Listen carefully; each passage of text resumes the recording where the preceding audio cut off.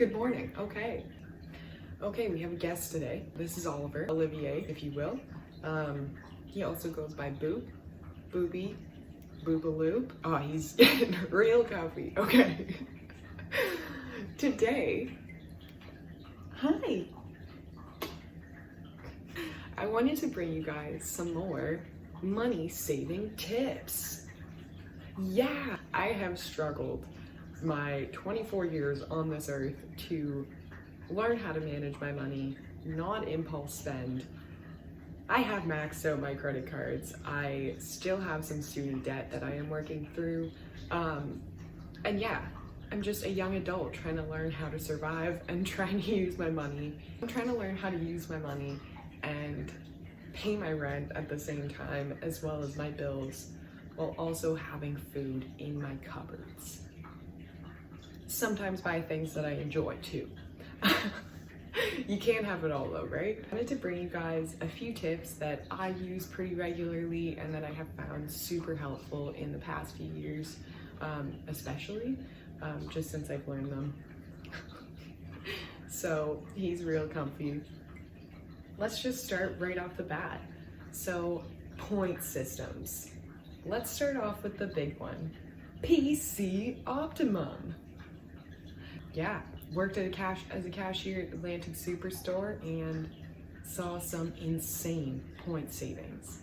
I once served a man who had saved thousands of dollars in points.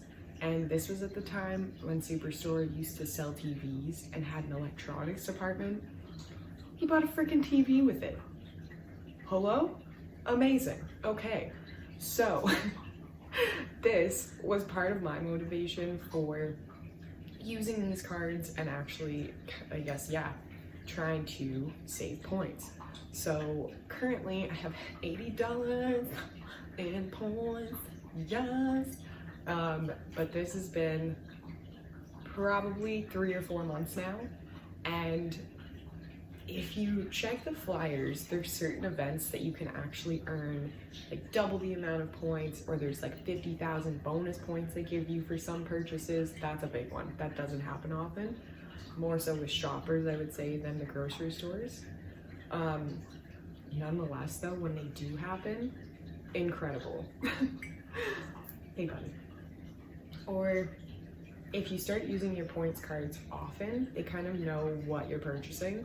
Kind of creepy, but the whole world is right now, you know. And so like for us, we buy the same brand of coffee. So some of my offers would be like, okay, you get 500 points when you buy this bag of coffee. That's only 50 cents, but they add up, and then yeah, eventually you get a lot more money. So point systems are really great. I know some MasterCards offer them as well, but that can get a bit dicey if you end up spending more than you have, or you end up using the MasterCard fully and then you can't pay it off. Been there, thought it was a great idea, and I was like, oh my god, look at all these points I'm gonna get. I couldn't pay it off. So sitting there with almost $3,000 on my credit card, not good. So point systems are good, but you also have to be weary. So maybe don't sign up for the random MasterCard they're offering in the store, but like do some research, find a good points card for you, and you can save a ton of money. Buying secondhand. That was weird. My hand was involved.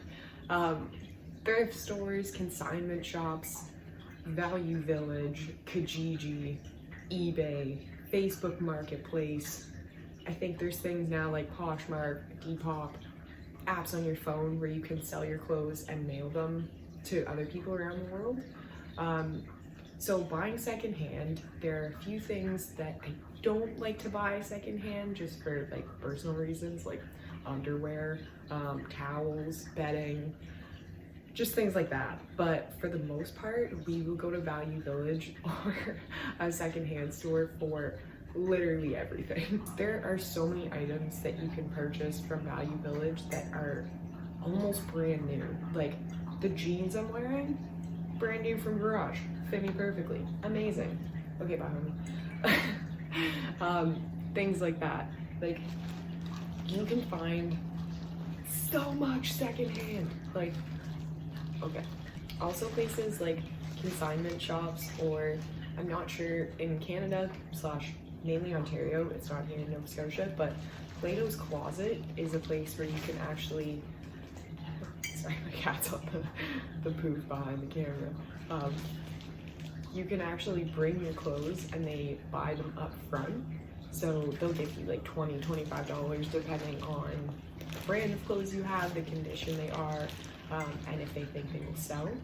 And then there's some other stores like consignment shops where you drop off your clothes, they create an account for you, and then you get the money after it sells. So you can drop back into the store, and some places only let you use it as a credit, but even then you can use it to buy your clothes.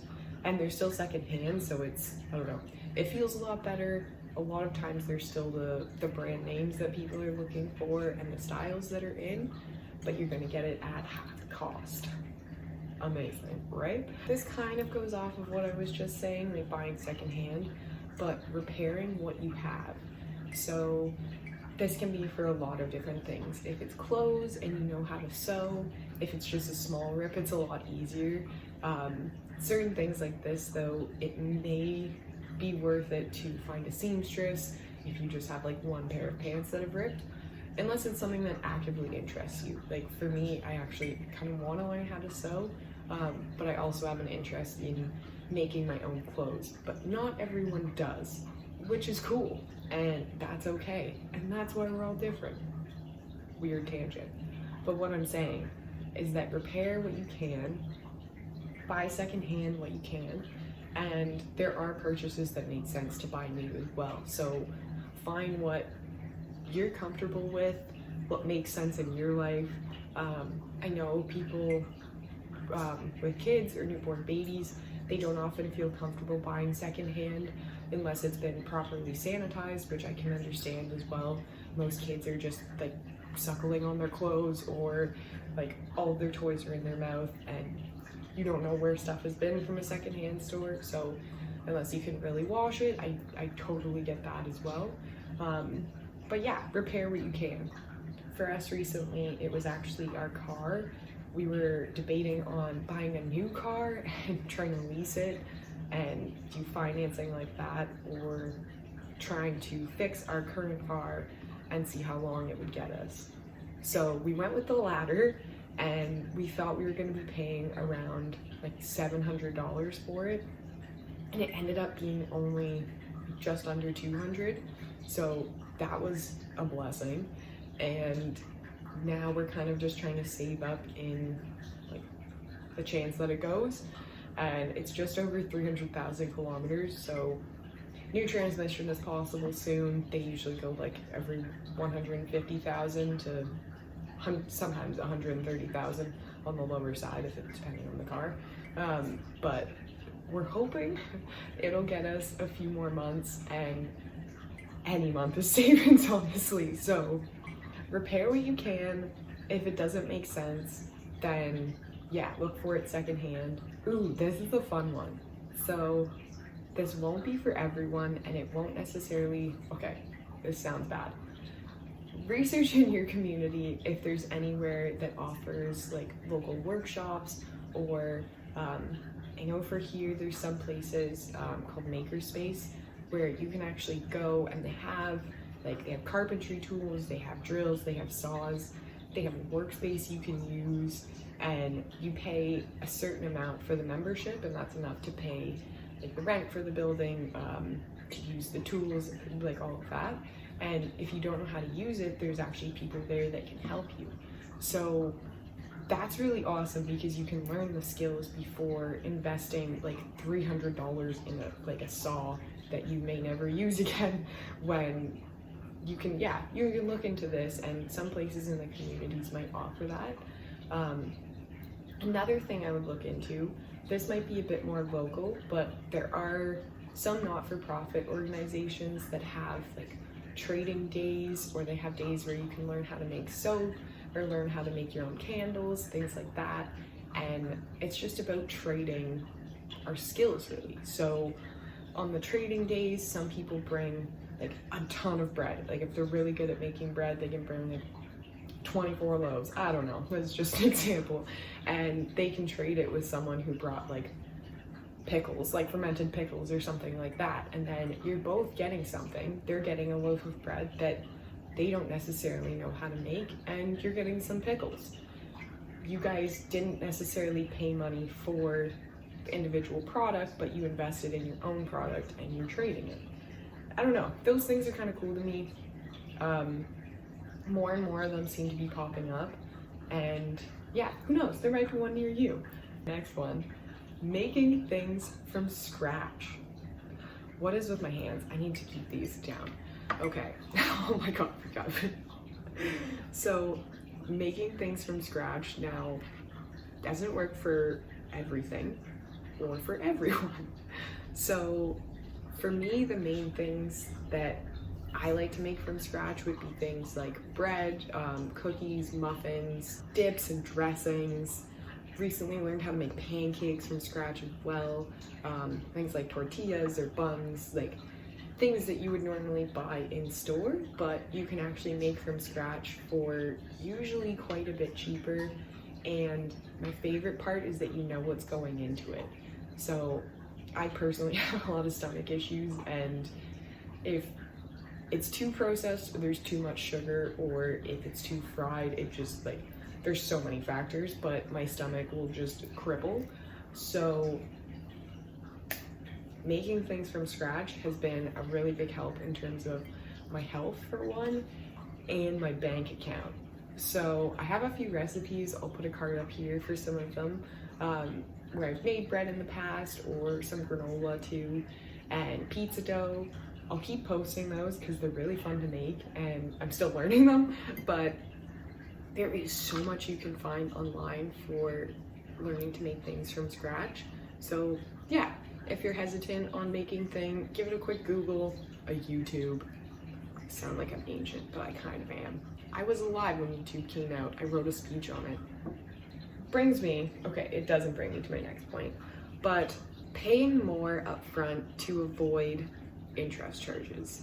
So recently I've been seeing even places like clothing stores offer like zero financing on like leggings, like $0 up front, but then 6 months later we're gonna charge you 30% interest on what you bought. And it's like, this doesn't make sense. Like, I get what they're doing. They're trying to make people feel like they need this stuff, and that like, oh, it doesn't matter, like you can afford it even if you can't, but like you can't, so don't. Like, do yourself the favor, save yourself that stress. Don't do it. Like, you don't need to finance leggings. You can go to Value Village. I know you want those leggings. You could probably find them on Facebook, a consignment shop, maybe even Value Village. I don't know. The point I'm saying is that a lot of websites offer this enticing looking ad, $0 up front, don't pay anything right now. It's a scam. It's, oh my God, it's a joke. I have succumbed to those far too many times than I would like to admit, but I'm here alive and ready to talk about it.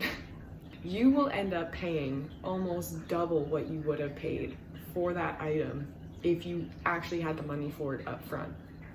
Like, I've done this with things like phones, clothing, basically anything on my credit card.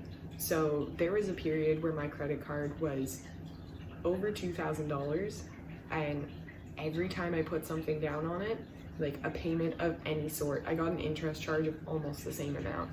Like, I felt like I was drowning and they were just like pushing me back under. Like, you're like, hello, okay, oh, I got some more, and then they're like, no. Interest will kill you, literally eat you alive. So, one tip from another debt healer, I don't know, trying to learn how to money, to another. Avoid buying things that you can't afford unless you absolutely have to.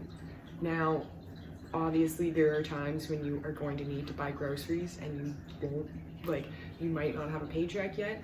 I've been there.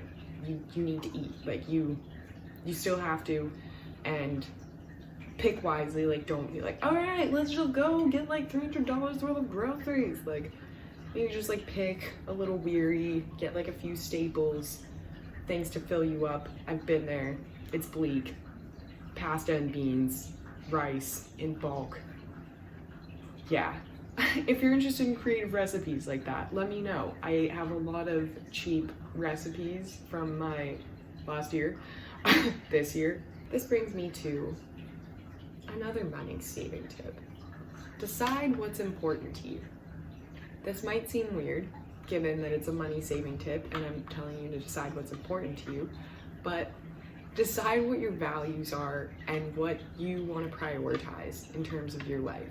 So if right now you are trying to start up a new business, but maybe you want to invest in some new equipment, you don't really have enough money yet, so you're going to hold off. This can be one of your priorities. So you can use this almost as a motivation to stop your impulsive spending or spending that you don't necessarily want. Once I laid out kind of my priorities and what I actually wanted to save for, it made it a lot easier to say no to those little like $5 purchases here and there, because there was something bigger that I was looking for. And it's not to say like don't spend any money at all, because that's not realistic and it's gonna set you up for failure. But decide what you spend money on, decide what's important in your life, and invest in it well. So almost like intentional purchasing. Like, for example, for us, we love to read. Like, we have a full bookshelf there. We bought it like literally a month ago and filled it before we had it. all secondhand, like not new books. But that's where we spend money, in comparison where some people may like to buy more clothes or buy different shoes, or maybe like invest more in different types of food or electronics, or I don't know, there's a lot of different things. But for us, we really love reading and getting lost in books, so spending like $80 of Value Village on 30 books is a great investment for us, whereas it wouldn't be for someone else who never picks up a book. So you, as hard as it is, / as easier said than done, you want to try and stop comparing yourself to what other people are purchasing and what other people think that they need. So I know for me, I've always struggled with wanting the latest brand or the latest fashion and trying to fit in. I have always struggled with that. I was bullied in elementary school, always felt super awkward, horrible social anxiety, probably from those early experiences. But even though I may look like I fit into the social norms, I do not at all.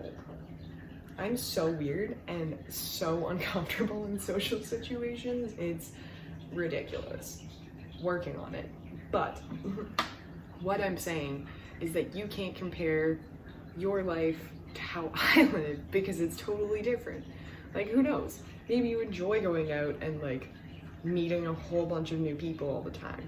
But for me, I can do that once and then I need to sleep for 36 days. That's a huge exaggeration. More like 12 hours. But nonetheless, my priorities are different from your priorities, and your priorities are going to be different from the person next door to you. So much easier said than done, but comparisons will kill your creativity and your joy, really. Like, you could be living a happy ass day, doing what you do best, and then you go on Instagram and see someone's lying on the beach drinking a margarita and you're like, oh shit, okay, I'm doing nothing compared to them. But it's like, you're not. They're at a different stage. They're doing something totally different. Would you be happy sitting on it? Okay, maybe you would. But like, is what you're doing what you want to be doing for your priorities? Yeah. All right. Okay. I'm proud of you. You're doing pretty well then. So try and stick to that. And oh my God, I've gotten on such a tangent. I feel like this always happens. But for me, I'll do another video on this, a dopamine detox, if you will. Deleting Instagram was the greatest thing I have ever done. Oh my god, I hated myself when I was on Instagram. All I was doing was comparing myself to every other person I was seeing. I was scrolling for hours, wasn't getting anything done, and it held me back a ton. I deleted it before I started this account, and look at me now, I got 30 subscribers. Just kidding. It's the little things, you know? But in all honesty, I'm so much happier. I feel so much lighter. I turned my notifications on for Snapchat, but I still have it just because most of my friends and family are not in this province, so it's an easy way to communicate / see their faces, values, and priorities. Bring it back around. Assess what yours are, and don't feel guilty for spending a bit more money on things you enjoy when you know you're not going to spend money on something else. I guess is what I'm trying to say. You do you, you know? Eating with the seasons. For us, we live in agriculture dreamland. Very fertile land. The Acadians moved here, settled here way back when. Probably a farm around that offers a subscription option. Now, this might be different depending on the province or the country you're in for prices, but here for us, farmers offer around $25 per month, and it's a subscription box for vegetables that are in season that month. So there are a few different ways that we find we try and eat with the seasons, but also stretch them out a little bit. So for us, there are some berry U-picks around us. So we like to berry pick in the summertime and then like pick a bunch of berries and then wash and freeze them while they're still fresh. And then we keep those berries for like the fall and into the winter for like smoothies, different things like that. And then we still have like somewhat fresh fruit. One-time purchases, they can save you money in the long run. So these can be items that are as simple as just a reusable coffee filter that you pay $5 more up front, but then you're not buying boxes of coffee filters every time you need them.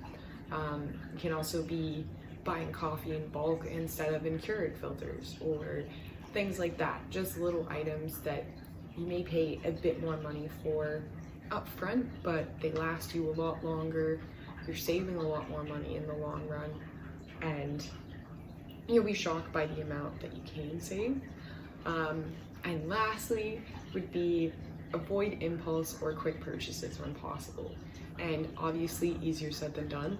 I'm the queen of impulse shopping and working on curbing that. It's a lot better than it was, but I still have tons of room to grow. And yeah, I guess try and sleep on it for a night if you can. If it's online, maybe just close your cart and leave it in there overnight and give yourself a chance to think about it. Check around at a different store briefly, see if maybe there's a lower price somewhere, there's a coupon online. You might find that in that 12 or 24 hours, depending on the item, you either might decide you don't need it, you don't want it, or you want to purchase it from somewhere else.